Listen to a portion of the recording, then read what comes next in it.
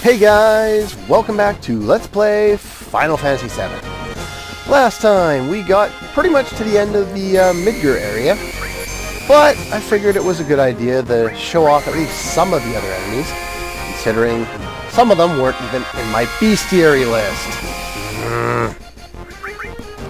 If I had motivation, I would actually try and make my own, but this is X-Can, which was not in my bestiary list. I have no idea if there's anything particularly interesting about him or not. He does count down with this attack, and I'm assuming if you let him, he'll hit you with it. Though, I usually kill him before that, so meh. He's not all that hard. I'm assuming he's weak to lightning, so you could probably use Magic Breath on him, but normal attacks work too. And I'm just going to go find another enemy. We'll jump right to that. And here we have another new enemy.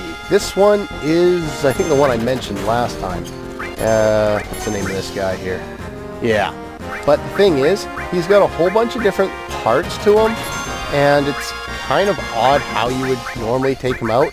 Best way is Magic Breath, and of course healing would help too. But yeah. According to my bestiary, he has, 4,600 HP. However, he has multiple parts, and I did more than 8,000, or more than 7,000 at least, to all of them. So, I don't know. A couple hits of Magic Breath usually takes him out. Not too much to worry about, but it does have multiple parts, so I figured it was worth showing off. There's one other enemy I'd like to find. Hopefully I find it. If not, then we'll just continue on. And here we have the last new enemy I think that there is in this area. This is the Maximum Chimera, spelled completely wrong. Oh well. It does have the freeze spell, which is actually pretty powerful until you click stop. I think that actually succeeded in putting Cloud in stop. That's not very good. Good thing he doesn't have all that much HP and dies pretty quickly. Some of the enemies around here do quite a bit of damage, including the first soldiers and the Chimera and that big, whatever it was, the Gross Panzer big tank thingy. But, yeah. They do a lot of damage. Take them out quickly to avoid getting decimated.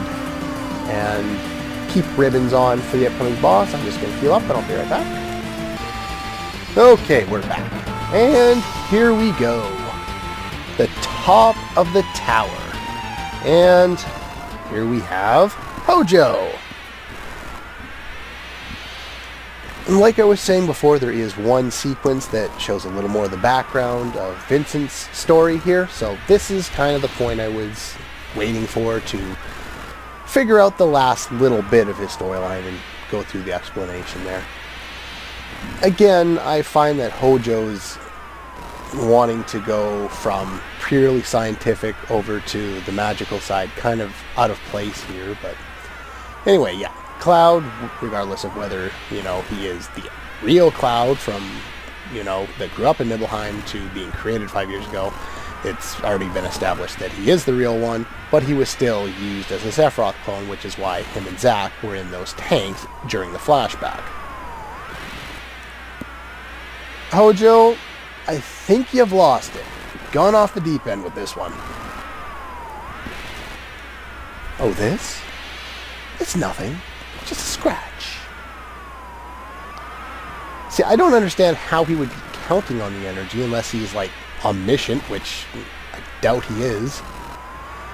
So yeah, I think he just needs it, and Hojo is going to provide it for him. The idea here of what Hojo wants to do is... yeah, actually this kind of does make sense. Gets a chuckle out of me. But, you know. What was I saying? Oh, crap. Hojo is firing the cannon at Sephiroth even after the barrier's broken, because basically he's sending Mako energy right at Sephiroth, which he needs, I guess, in order to withstand Meteor, or in order to give him enough energy to absorb all the spirit energy, or I don't know. Some kind of BS explanation. And here we go. Hojo is Sephiroth's father. I'll let that sink in for a second. We didn't know either. Well, we were hinted at it. Then we get the strange music that we got before we met Hojo the first time in the background there, which is pretty cool. I like that. It's a good touch. And here we start to see Vincent's idea, you know, his personality popping in here, his understanding of what's going on. So yes, the woman he's referring to is Lucretia. The basic idea of it is Vincent loved Lucretia. She did not share his feelings, left him alone, continued on with Hojo, who she did like, and they got pregnant. They injected Sephiroth, the child in Lucretia's womb, with Genova cells before he was even born, meaning his entire existence he's been infused with Genova cells, which is probably why he is the most powerful. How he survived this, who knows? The illusionary crumb... That doesn't even make sense, Cloud. That word, I don't think you're using it properly. Just ignore that line, it makes no sense. Anyway. Your desire as a scientist to go completely and utterly insane. Yeah, Vincent thought he was wrong for not being able to prevent Lucretia from, falling in love with Hojo and basically being used as a guinea pig, or having her child used as a guinea pig. But, of course, it was all Hojo's fault. Though Professor Gast was the one to initiate the Genova project. I think it was just Hojo that took it to the next level. And, of course, he's gone insane, and from the music you already know that we're going to fight a Genova something or other. So, here we are. Hojo, the Genova version. Yeah, this is going to be fun. And I have Vincent's limit break for this boss fight. Mainly because it's quite useful, and two, because now I don't have to control him. Okay, basically, first things first, use the limit break, and that's fine. Other thing I want to do is I want to use anything that hurts hard on one character, or one enemy, because what he's going to do here, and the only attack I think he has in this form, he has multiple forms in this fight, is to use a capsule, which summons 2 new enemies, which I guess are technically bosses, but I never deal with them. You can use like Ultima or Bahamut Zero or something like that and deal some decent damage to all of them. They each have about 10,000 HP, but I think this Hojo only has about 12,000 HP. None of these forms of Hojo, they're all immune to gravity, so don't worry about that. Yeah, he had 11,000, just to check my notes. This is Heletic Hojo, and he has 2 arms with him. The left arm has 24,000 HP. I want to use Magic Breath on this guy, because it does quite a bit of damage. And, let's see, the right arm has 5,000 HP, the main body has 26,000. All immune to gravity, but they take a lot of damage from Magic Breath. I think they're weak to fire? I'm not sure, though. It doesn't say if it's weak in my notes, so meh. Either way, not too challenging, but you can take them down rather easily. And of course he's going to revive the arms. Now, I'm going to use Mime here, which is probably going to do nothing because Vincent's using his limit there. He has, like I was showing with all of his other limits, he has 2 different attacks. The Satan Slam, which deals status effects. Yeah, see? Cannot mimic someone else's limit break. But you can mimic your own limit break, which can be useful. Do I have summons? No, I'm not using that in this fight. That's the main one. He can counter with Sleep, which... can't hit. Wow, that's good. Alright, what else do we have here? We have Ultima. Let's use Ultima. I removed it from Vincent for this fight because I planned on leaving him berserked in his limit break for the whole fight, so I figured I might as well. I also paired it with MP Turbo, which increases the amount of MP and also damage. And I put the, what was it? The Quadra Magic on Cloud's Apocalypse Sword so that it would gain more AP from this fight, since I think you gain 2,500 AP from this fight, which is a significant amount. And here we have Stage 3. This is Life Form Hojo. Again, he's not particularly challenging. Here I should be able to mime Ultima. That's not too bad. And Silence will actually work on Barret because he doesn't have the ribbon on. I should have moved the ribbon on. I actually forgot to do that. So let's mime Ultima, and then let's just use some normal attacks to take this guy out. He's not particularly challenging. Yeah, Cloud does a lot of nice damage with Ultima, especially because his magic stat is so innately high, and I've fed him all the magic sources throughout the game, so... Barret just has the strangest animation when he uses Slash All, considering it's, you know, a gun. He just kind of shoots in a line and then shoots up. And Barret is basically screwed. So let's use White Wind and remove all those statuses from him. And do a little bit of healing. Not that I really need it, but... Then I'll also be able to use Palm at 0, which I believe Barret still has. Before he runs out of MP anyway. White Wind, there we go.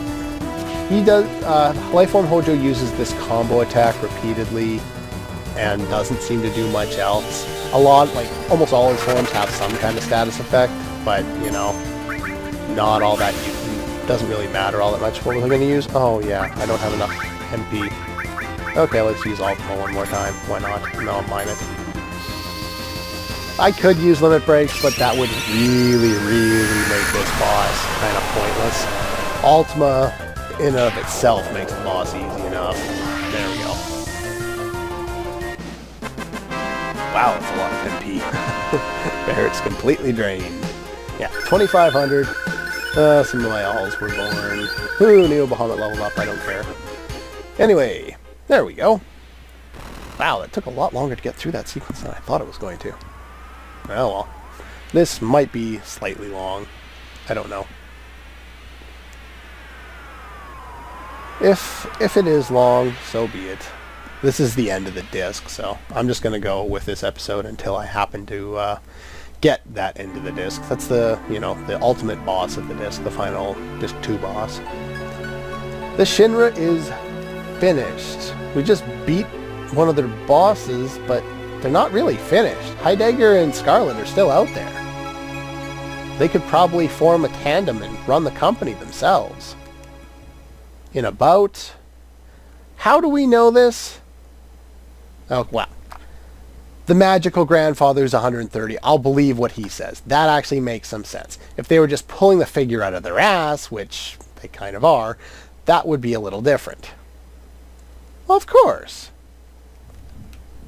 I want to see the guys in Cosmo Canyon again, because Cosmo Canyon is an awesome area. That's an obvious question, Cloud. Why are you asking these questions? Then, well, we don't have to release... Oh, right, we have to beat him to release the Power of Holy. That's right. Okay. If we can't beat Sephiroth, we're as good as dead. So we're going to go in a few days sooner than the obvious 7 days there. That's not really what he's saying, Barret. I like this theme. It's a nice little theme. I think this is the only time we ever hear this theme outside of Fort Condor, though. So yeah, Cloud's idea here is to send everybody off and search for a reason to fight. And I like this. I really wish they would do something kind of like this in a lot of other games where there are characters that really have no purpose being there. In this case, you know, everything that Vincent's needed to do so far is pretty much settled. He has, you know, his own ties to Sephiroth, which could make him go there. Kate Sith has reasons to be here. Red, not really, other than wanting to save the planet. That's his real reason. Barrett's here to protect his daughter. Sid, other than being Sid, has no reason to do much of anything. Cloud makes sense. He's there to, go along with his feud from the past. So it makes sense that he's going to continue on with. Yuffie has no reason to be here at this point. Tifa is here because Cloud's here. That's pretty much it. But I wish they would include an idea like this, like everybody kind of going off at, say, 2/3 of the way through the game in some other games that a lot of the characters don't have a lot of purpose. They couldn't do this in something like Chrono Cross with 40 characters, but, up to 10 characters, you just, have them each kind of go off, maybe not even all at the same time, but have that as one of their side quests or one of their storyline events. They need to go and, find a reason to continue the quest, because after they finish, like, their initial quest that brings them into the party to begin with, there's not a lot of purpose in them sticking around a lot of the time. And I'm not saying this is true for all characters in all games, but in a lot of games, a lot of characters serve almost no purpose. Trying to think of a character right now. I can't remember the story from Xenogears very well, but if I remember, there was a character called Choo Choo, which didn't serve much of any point at all in the game. But then again, I haven't played that game in like 6 or 7 years. I gotta play that game again. What about... Legend of a Dragoon is kind of a good example. The character Kongol has one purpose and never really satisfies it until the end of the game. And even so, his own entire purpose is just to stick with the main character because the main character was more powerful than he was, and he wanted to see how far that character could go. But, there's a lot of other characters in that game that, they don't need to stick around past a certain point, other than the fact that they've kind of been dragged into this world and they are kind of stuck there now. They've been dragged along with the main character long enough to know what's going on and they have to finish it. But it's not really a reason as much as it is they've kind of been forced into it. Anyway, I'm kind of getting off topic. Cloud's repeating himself, and I've kind of ignored everybody's lines of dialogue. Oops. So yeah, won't hold it against anybody if nobody comes back. I probably shouldn't have gone on a rant like that in the middle of an episode that I knew was going to end up too long anyway. Oh well. I'll kind of hurry through some of the dialogue that's not all that important here. Yeah, everyone really does have a spot to go, but even though Nibelheim's been rebuilt, it's not really the same Nibelheim, and Cloud can't go back to his house because some strange person is living there.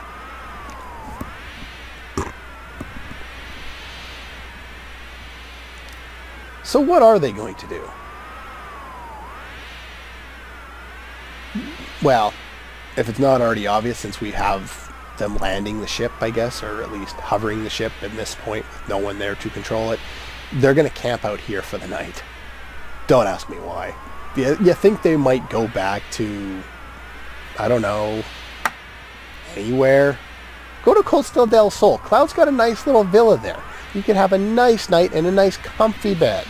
But no, we have to land in the middle of nowhere and go camping. Not that there's anything wrong with going camping. However, there's a meteor above you. I probably wouldn't want to look at the stars anymore. Yeah, whatever. As long as you're by my side. Aww. How nice. So sweet.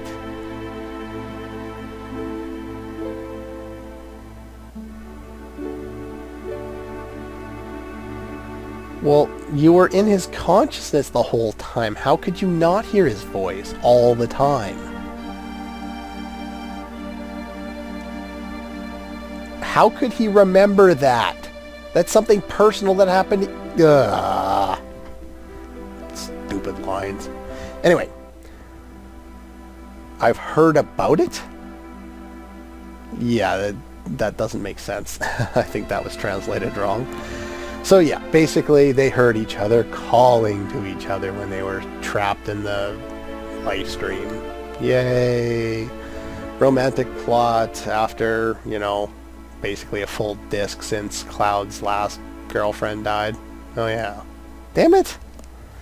So yeah, now Cloud's kind of, since Aerith is gone, he's kind of been forced into Tifa's arms in this case. Then again, from, you know, the first time I played this game, I was cheering for Tifa right from the get-go.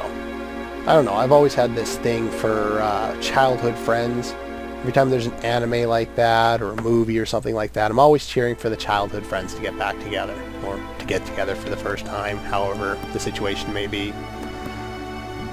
I don't know, for some reason I always find that's the best answer, like from a storyline perspective, the most interesting to look at, watch, read, whatever it is.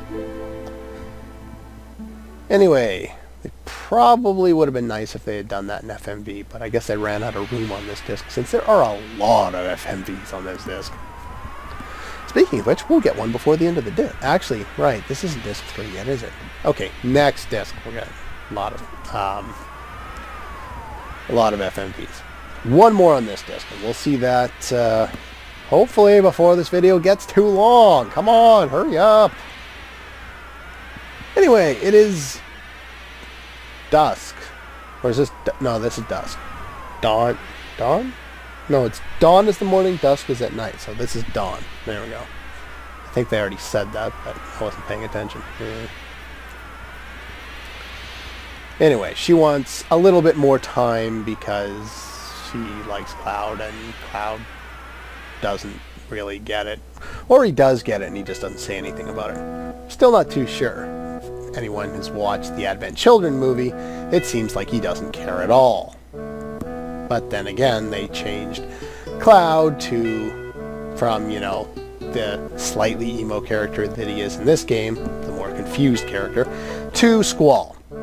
Yes, they made him into Squall from Final Fantasy VIII, whose character has always been extremely annoying.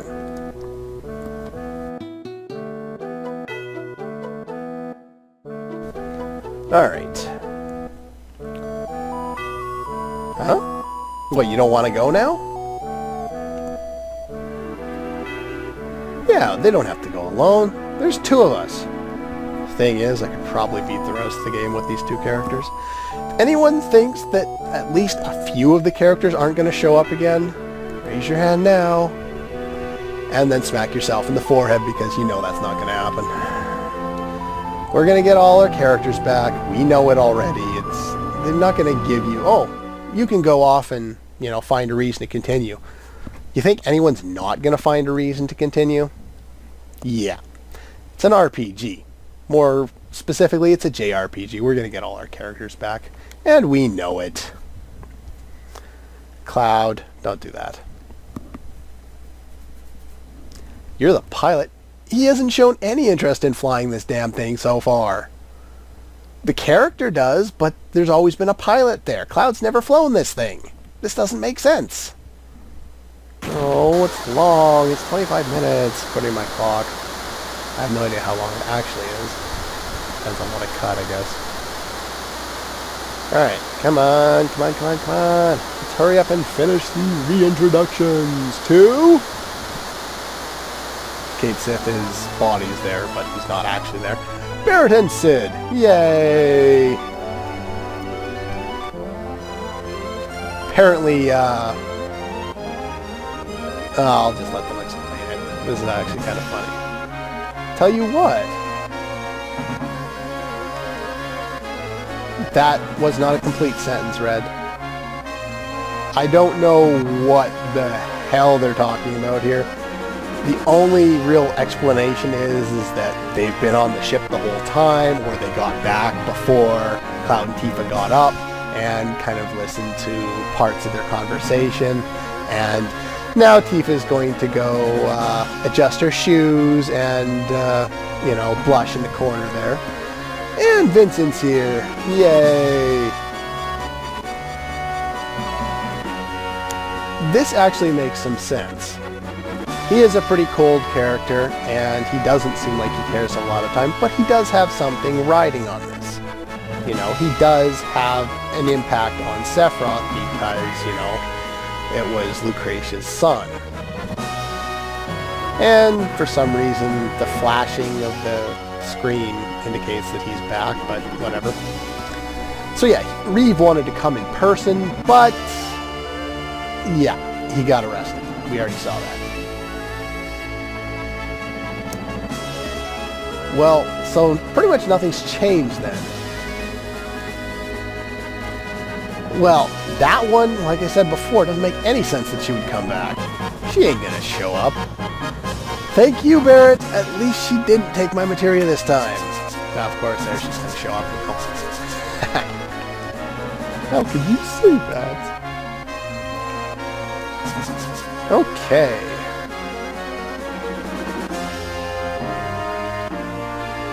Welcome back, Yuffie.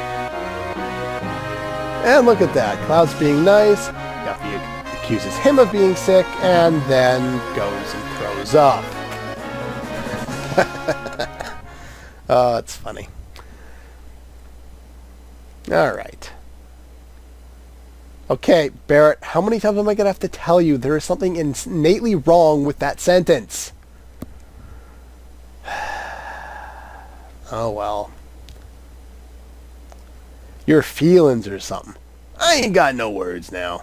Barrett, that pretty much sums you up, doesn't it? And I like how they don't mention the name here. They give you the theme, and that's all they give you, and you know exactly who you're talking about. You know, Red's talking about her, Sid's talking about her, you know, everyone's going to talk about her. And then, of course, to say it in the end anyway, but whatever. All go together. She's stuck. I'm not sure if they're trying to build up kind of a subplot here that never got off the ground or what they're trying to do, but anyway, I'm going to ignore it. 2 levers that he's been trying to check out for a while now. Let's try them out. He asks him to decide which lever he's going to do, and then he just says where we're going to go. We already knew that we were going to head toward the northern crater. That was already obvious. Here we get a pretty cool FMV. Nice artwork, Sid. Awesome. And yeah, we lose the blimp light gear, and it turns into an actual airship. Thank you, Sid. And we get more highway music. Yay!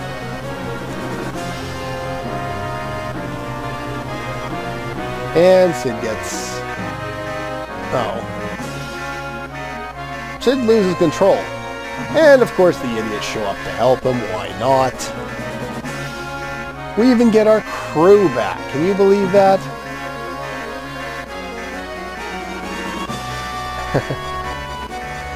Yeah, it's kind of funny. And Sid gets a cool line here. Geronimo! God, where the hell did that even come from? I can't remember. It's been so long. God, that was like a catchphrase when I was a kid. What the hell is that from even? I can't even remember. Huh. Yeah, well, somebody mention in comments. Anyway, that's all for Disc 2. I'm going to take a little break after this one. Hopefully my voice will sound not so sick when I come back. And yeah, we'll continue on with Disc 3 in a few days. See you guys next time.